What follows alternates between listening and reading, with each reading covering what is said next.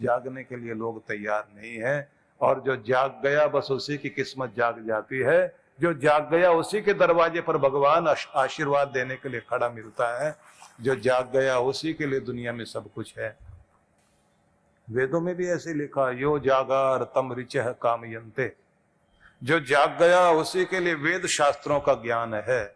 और जो अंदर से बेहोश हुआ पड़ा है, पता भी नहीं लगता कब सुबह हुई कब शाम हुई, और जिंदगी बस ऐसे ही तमाम हुई। उनकी जिंदगी ऐसे चलती चली जाती है। जागा हुआ आदमी सतर्क होता है, जागा हुआ आदमी सावधान होता है। वो जाग जाता है अपने समय के प्रति कि बेकार नहीं जाने दूंगा। वो जाग जाता है कि धन मिला है, इससे धन्यता भी प्राप्त करनी है, भगवान का आशीर्वाद इसके द्वारा लेना है। और मुझे एक परिवार दिया है तो परिवार की जिम्मेदारी दी गई, तो मैं एक अच्छा परिवार, अच्छी संतान, योग्य रिश्ते, रिश्तों के अंदर प्यार और प्यार के साथ संस्कार, ऐसा घर परिवार कुल खानदान जो कुलीन है, अच्छा खानदान, ऐसा परिवार बनाए, उसके लिए कोशिश करे, अच्छा वातावरण बनाए। वो जागे हुए लोग होते हैं। जागे हुए लोग दोस्ती भी करेंगे, संगठन भी बनाएंगे प्यारे लोगों का। उनका क्लब ऐसा नहीं होता कि खुद भी गिरे और दूसरों को भी गिराएं। वो अच्छे रहेंगे, अच्छों को जोड़ेंगे और अच्छा होकर दुनिया में अच्छाई को फैलाते चले जाएंगे। ऐसे लोग दुनिया में जागे हुए लोग होते हैं। जागे हुए लोग दुखी दीन का दर्द छीनने की कोशिश करते हैं, किसी का हक नहीं छीनते। जागे हुए लोग मरहम लगाते हैं, किसी को पीड़ा नहीं देते। जो जागे हुए लोग हैं वही इस दुनिया का भला कर रहे हैं। जो अंदर से सो गए हैं वो तो दुनिया को रुलाने में लगे हुए हैं। इसलिए साहब जी वो ऐसे जागे राजा के, उसके बाद उन्होंने दुनिया का बहुत भला किया, तपस्या की, भक्ति की। और जैसे ही इतना कहा, तेज बहादुर साहब भी उठ के खड़े हो गए। बोले बाबा अब मैं भी जाग गया हूं, अब मैं भी जा रहा हूं। अच्छा आप जाग गए मतलब? बोले अब इस महल में, इस अट्टालिका में नहीं बैठेंगे, पुलिस की नौकरी छोड़ी, क्योंकि बहुत हुक्म बजा लिया, बड़ा अत्याचार भी किया दुनिया पर, अपनी आत्मा को कलुषित कर लिया। एक ही तो जन्म मिलता है जब आदमी को अपनी आत्मा को पवित्र करने का मौका होता है। गंगा में तो सब नहाते हैं, पवित्र ज्ञान गंगा में नहाने का मौका मिल जाए तो वही सबसे बड़ी स्नान की प्रक्रिया होती है। जैसे आप सत्संग में बैठे ना, तो यहाँ जो डुबकी लगा रहे हैं, यहाँ जो मैल गलेगी, यहाँ जो पश्चाताप करेंगे, यहाँ जो जीवन के प्रति आपकी दृष्टि जाएगी, पीछे मुड़कर देखेंगे कैसे कैसे जिंदगी बिताता रहा हूँ और बीतनी कैसे चाहिए। जब आप इस पर विचार करने लग जाएंगे, बस मैल गलनी शुरू हो जाएगी। और जैसे ही सतर्क सावधान होकर नया संकल्प करके कल से नई जिंदगी, बेहतर जिंदगी जीने के लिए संकल्प करेंगे, बस समझ लीजिए आप जाग जाएंगे। और ये जागना जरूरी है। तो उसने कहा अब मैं भी जा रहा हूं यहां से। और कहते हैं कि वो घर छोड़ के निकल गए। निकले क्योंकि ये ऐसी कहानी नहीं जो अभी सुना रहा हूं मैं, ये सच्ची कहानी है। वो व्यक्ति निकल गए और जाकर उसके बाद उन्होंने भी अपना भजन किया, जंगल में बैठकर ध्यान किया। एक पुराना कोई मंदिर था, वहां वो बैठता था। अंदर से कृपा हो गई, जागृति आ गई। जागृति आ गई तो उसके बाद वो सारा दिन भजन भी करें, लेकिन सवेरे सवेरे हाथ में एक बांस लेकर हर एक के दरवाजे पर जाएं और खटखट करें और क्या बोलें, 5000 सालों से सोने वाले लोगों जागो जागो जागो जागो। लोग कहते थे भाई अभी तो 6 घंटे पहले तो हम सोए हैं, तो 5000 साल बता रहा है। बोले तुम्हें जगाने के लिए कृष्ण भगवान आए थे, इतनी गीता उन्होंने सुना दी, तुम नहीं जागे। तुम्हारे लिए बुद्ध भगवान आए, तुम्हारे लिए वेद व्यास ऋषि आए, तुम्हारे लिए वाल्मीकि ऋषि आए, तुम्हारे लिए जैमिनी ऋषि आए, तुम्हारे लिए कणाद ऋषि आए, तुम्हारे लिए अगस्त्य मुनि आए, तुम्हारे लिए गौतम ऋषि आए, तुम्हारे लिए अनेक अनेक संत, पीर, फकीर, महान पुरुष लोग आते रहे। तुम्हें जगाने के लिए सारे ऋषियों ने कितनी कोशिश की, कब जागोगे तुम? गुरु नानक को मानते हो, गुरु नानक के प्यारों, बुद्ध को मानते हो बुद्ध के प्यारो, महावीर को मानते हो महावीर के प्यारो। तुम अलग अलग तरह के संतों को मानते हो, लेकिन उनकी भी कभी मानते हो या नहीं मानते हो? अब तो जाग जाओ, अब तो नियम अपनाओ। ये समय सोने का नहीं है, नाम जपने का है। नाम जपो प्यारो, नाम जपो प्यारो, नाम जपो प्यारो। और जैसे ही ये कह के दरवाजा खटखटाना शुरू किया, लोगों ने उसका नाम रख दिया खटखटा बाबा। कुछ बोले खड़खड़ा बाबा। जिधर जाता है ये खड़खड़ करता हुआ जाता है। और आश्चर्यजनक बात है, पूरी जिंदगी लोग उसके, कोई नाराज होता था, कोई खुश होता था। कुछ लोग कहते थे जिसको ये जगाता है उसका नसीब जागता है। कुछ लोग जाके उसके दर्शन करने जाते थे, बाबा तुम्हें भूख लगी हो कुछ खा पी लो। जिसके लिए उसने हाथ रख दिया और साथ में कह दिया रोटी तुम्हारी तब खाएंगे जब पहले वचन दो भगवान का नाम लोगे। तो खड़खड़ा बाबा जहां बैठे बैठे मर गए, वहां उनकी समाधि बनी। और एटा के पास उत्तर प्रदेश में उनकी समाधि बनी हुई है। और अभी भी मेला लगता है, लोग दर्शन करने के लिए जाते हैं उस समाधि पर कि कोई आदमी आया था दुनिया में जगाने के लिए। उस मजार पर, उस समाधि पर लोग फूल चढ़ाते हैं कि बाबा तू दुनिया को जगाने आया था, आज सो गया है, आशीर्वाद दे, हमारी भक्ति जाग जाए, हमारे अंदर सेवा जाग जाए, हमारे संस्कार जाग जाएं, हमारे अंदर पवित्रता आ जाए। बहुत तरह के लोग दुनिया में हुए हैं, लेकिन आप सोचिए कि अगर हम यहाँ बैठकर कुछ सुन रहे हैं, सुनने के बाद भी अगर हमारा मन नहीं जागता, तो फिर सुनने का थोड़ा सा ही पुण्य लाभ होगा, क्योंकि यहाँ बैठने का भी अपना लाभ होता है।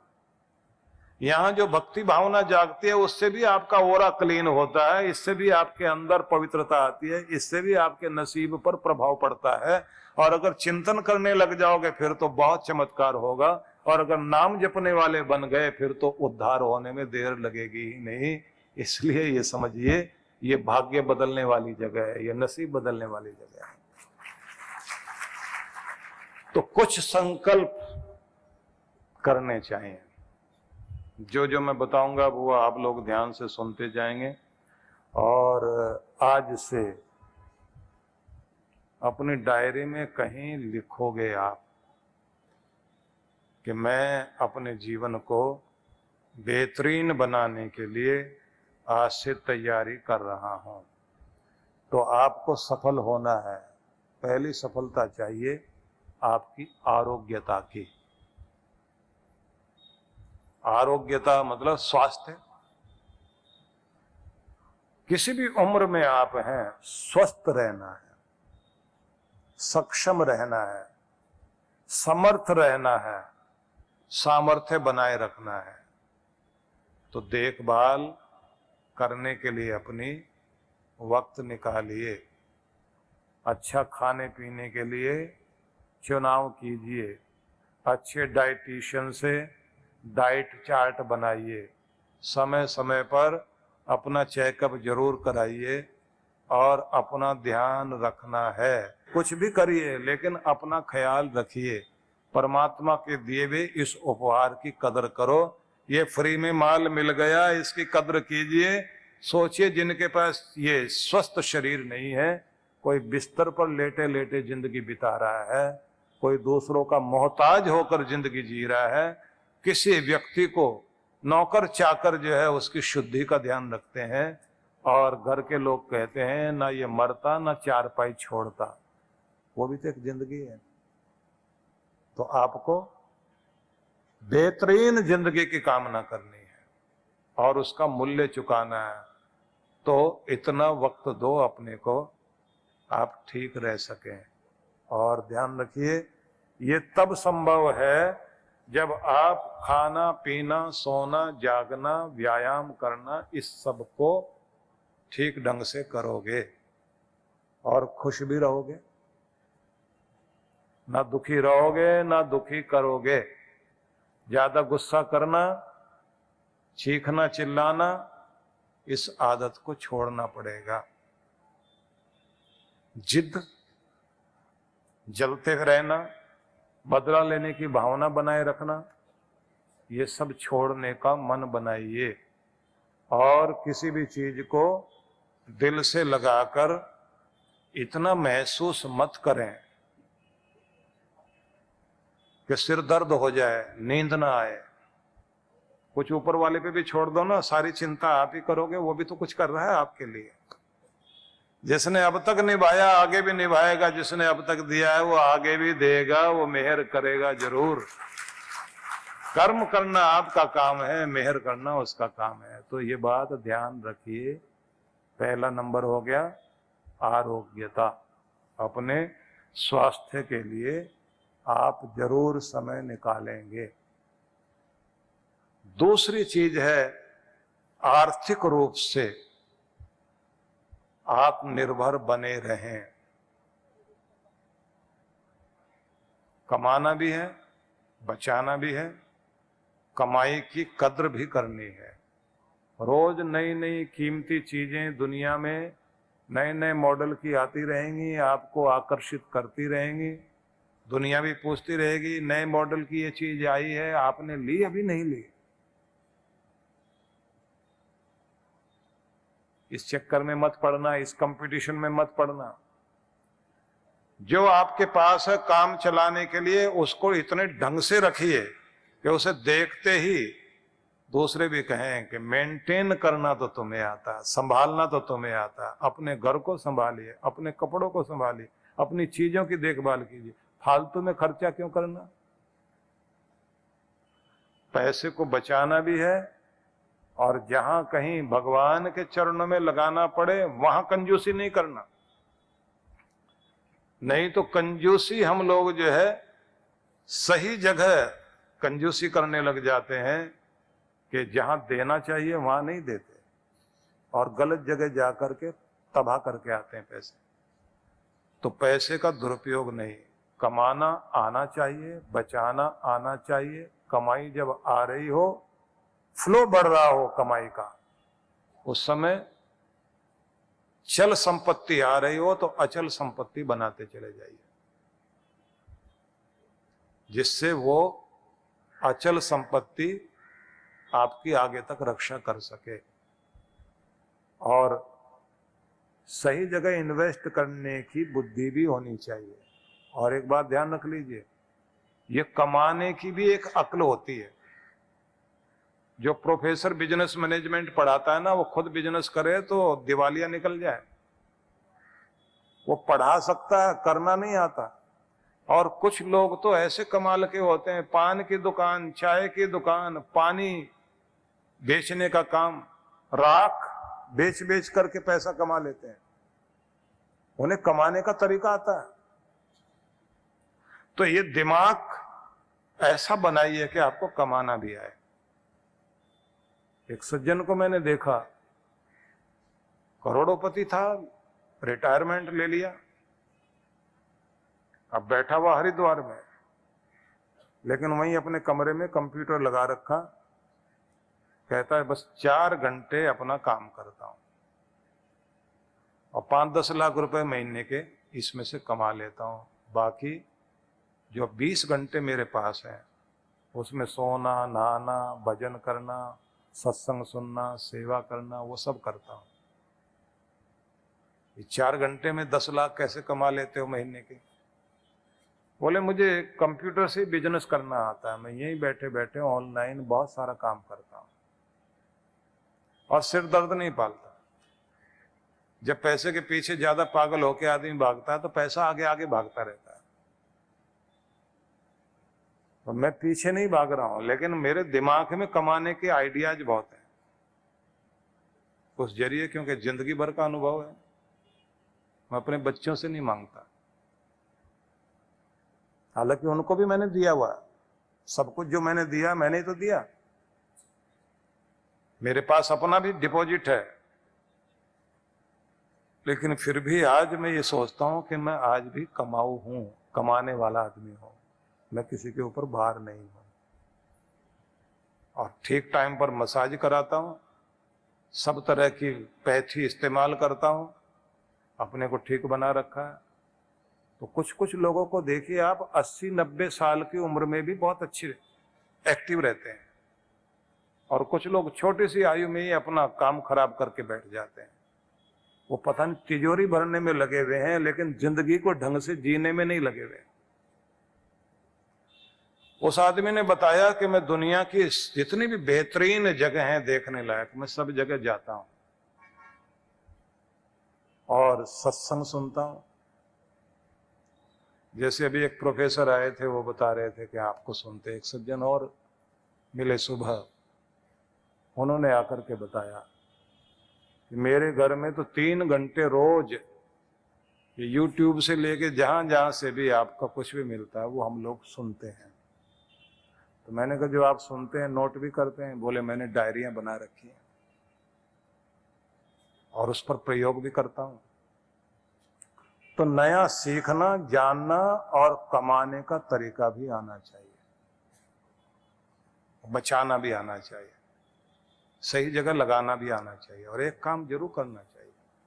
देखिए हमारा धन, उसको जब हम सेवा में लगाते हैं तो उसके 2 तरीके हैं। एक तो है बाग लगाना, और एक सेवा होती है रेगुलर सेवा, जिसमें आप हर महीने अपनी तरफ से कुछ राशि निकालकर सेवा में लगाते हैं। जो बाग लगाने वाला काम है वो क्या है? ऐसे अनेक लोगों को मैं देखता हूं जो ये सोचते हैं अब रिटायर होने का समय आ रहा है, अब मैंने कोई ऐसी चीज कर देनी है कि जैसे फिक्स डिपॉजिट करा देते हैं, ऐसे मैंने भगवान के दरबार में भी फिक्स डिपॉजिट कराना है। परम पूज्य सद्गुरुदेव श्री सुधांशु जी महाराज एवं डॉक्टर अर्चिका दीदी जी के पावन सानिध्य में नवजीवन साधना अपने जीवन का नवीनीकरण करने तथा समृद्धि, आंतरिक आनंद और समग्र विकास की यात्रा पर चलने के लिए जुड़े नवजीवन साधना से प्रत्येक माह जूम मीटिंग द्वारा पुनरीक्षण, अपने प्रश्नों के जवाब पाएं सीधे महाराज श्री से। हर 3 माह पर गुरुदेव के साथ जुड़े जूम पर आगे की यात्रा के लिए। यह कोर्स 1 फरवरी से शुरू होने जा रहा है। डाउनलोड करें सुधांशु जी महाराज ऐप। पंजीकरण कराने की अंतिम तारीख 31 जनवरी है। सद्गुरु श्री सुधांशु जी महाराज द्वारा मानव सेवा को समर्पित संस्था विश्व जागृति मिशन वर्ष 1991 से धर्म, समाज एवं मानवता की सेवा में संलग्न है। यह संस्था 90 मंडलों, सेवा केंद्रों के माध्यम से न केवल भारत अपितु देश के बाहर अनेक देशों में सेवा के कार्य कर रही है।